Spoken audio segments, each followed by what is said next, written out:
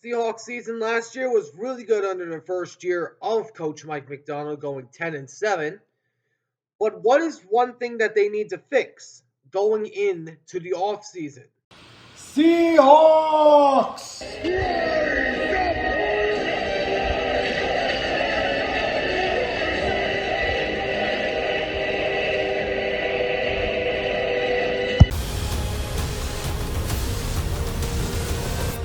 Let's talk football. All right, what's going on, everyone? Welcome back to the All Round Sports Podcast, for sports are everything on this channel. I'm your host, Antonio. Today, we are talking about the Seattle Seahawks. Now, the Seahawks last year went 10-7, their best record under a first-year head coach in franchise history. But primarily, many people looked at the offensive line as being the primary issue on the offensive line. Going over some of the offensive rankings from last year, the Seahawks ranked 14th in total offense. They ranked 8th in total passing offense. They ranked 28th in rushing offense.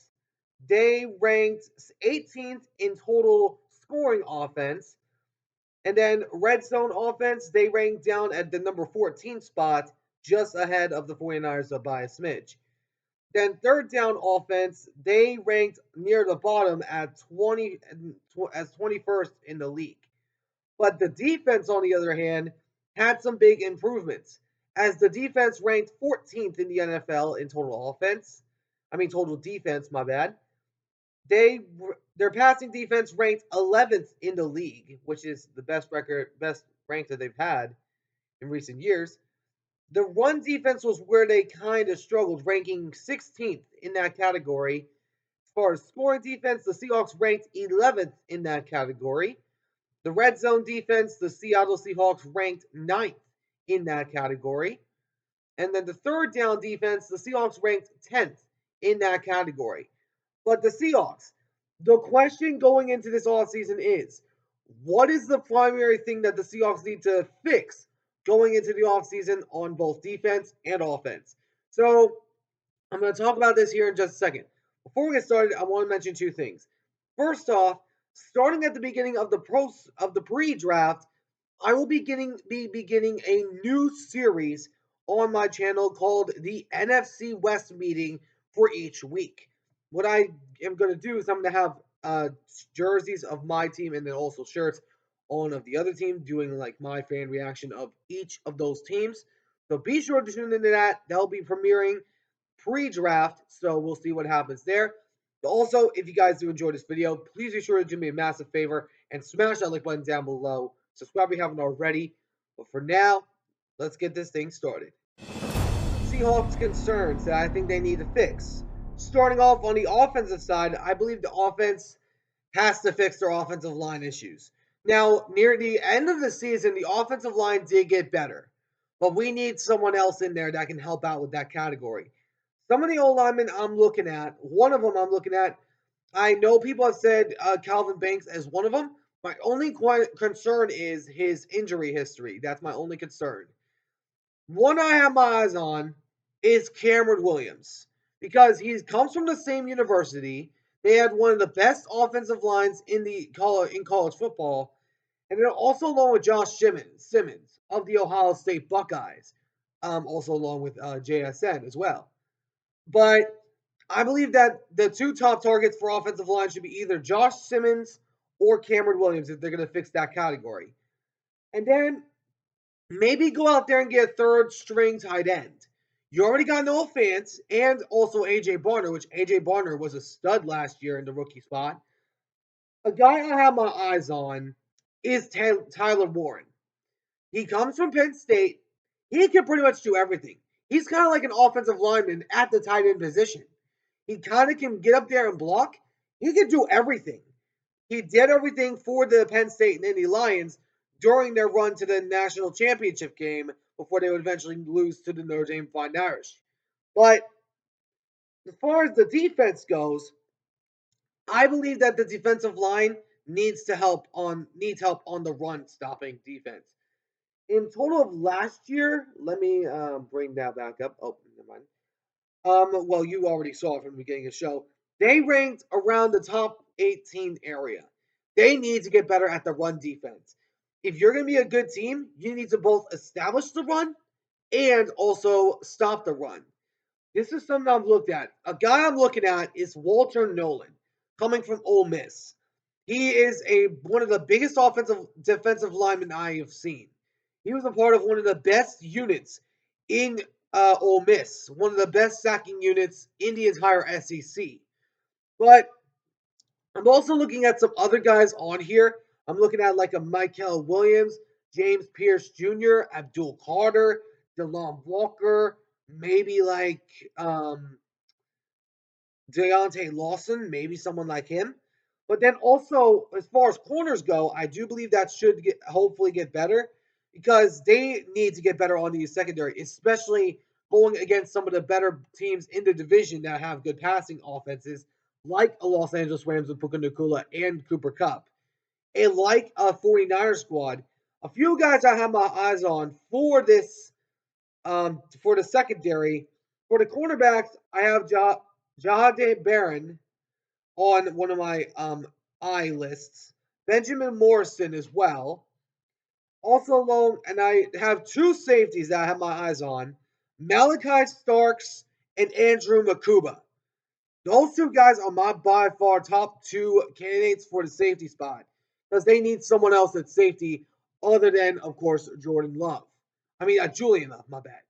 But this Seahawks team is heading in the right direction. We know that the offensive coordinator Ryan Grubb was let go, which I believe personally was the right move. So I think the Seahawks need to shore up their offensive line. I don't think the majority of the turnovers was on Geno Smith because some of the plays, like Mike Macdonald had said, they didn't do it very well to their system. They handle those situations very well, especially in the red zone turnovers. They led the league with the most red zone interceptions in the league with 5, which that needs to get better. And I've said this for a few years now. You need to run the ball down their throat. You need to run it. You got two really good running backs in Zach Charbonnet and Kenneth Walker. You got two really decent running backs. And I believe they're right now the most dangerous young duo of running backs in the league. And looking at the offensive line, I do believe that run blocking has to get better for the offensive line. I believe Cameron Williams would fit very well with that category, and also along with Josh Simmons as well. But the Seahawks, I like the way direction they're heading. I would maybe go after another receiver, just because you don't know where if Tyler Lockett's going to retire or not. So some guys I have my eyes on for the Seattle Seahawks is either Trey Harris, Xavier Restrepo, Isaiah Bond, or Jaden Higgins. Any one of those guys. And then, as far as the quarterback position goes, I would say one of two things. One, you either go out there and try to attempt to trade for a quarterback or sign one in free agency. I know some people have looked at Joe Milton as being a trading candidate now that Drake May is going to be the starter in New England. I would say that's not a bad idea. And I like the idea of Joe Milton, but I kind of want to see what he could do throughout the long extension because he played against Buffalo's backups in the last week of the regular season. Of course, that was his biggest game of the year because it was his only start. But some other guys I have my eyes on is maybe go out there and try to trade with the Packers to get Malik Willis. Maybe try to go after him. He was unbeaten as a starter in Green Bay. Maybe try to go after Malik Willis. See if you can get a trade going with the Packers to get him. Or another scenario is they go into the draft and get one in the third or fourth round. There's two guys I'm looking at right now. I'm looking at Riley Leonard and Jackson Dart.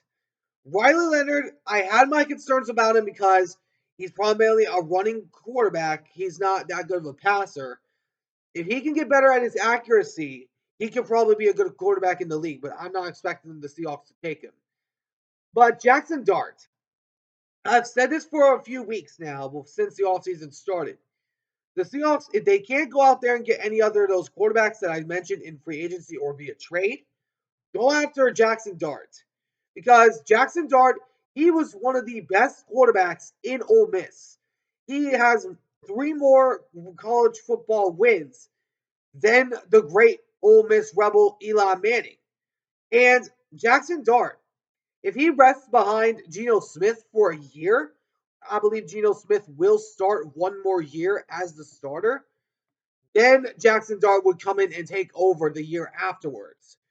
Just get Jackson Dart in the 3rd or 4th round. Hopefully, no one else takes him, and go out there and get a quarterback for the 3rd or 4th round and get him behind Geno Smith.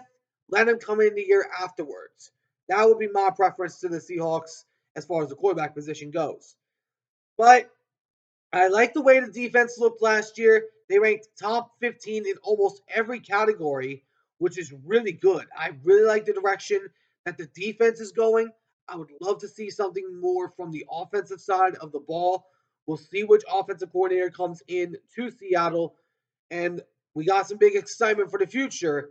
And maybe, just maybe, the Seahawks can make the playoffs next year. Let me know in the comments what you guys think. What do you guys think the Seahawks need to fix? Is it the quarterback? Is it the offensive line? Let me know on which side of the ball what you would like to see get fixed in the offseason. And let me know in the comments below. Anyways, I hope you all enjoyed. If you did, please make sure to do me a big favor and smash that like button down below. Subscribe if you haven't already. Until next time, I'll see you on the next one. Ciao for now.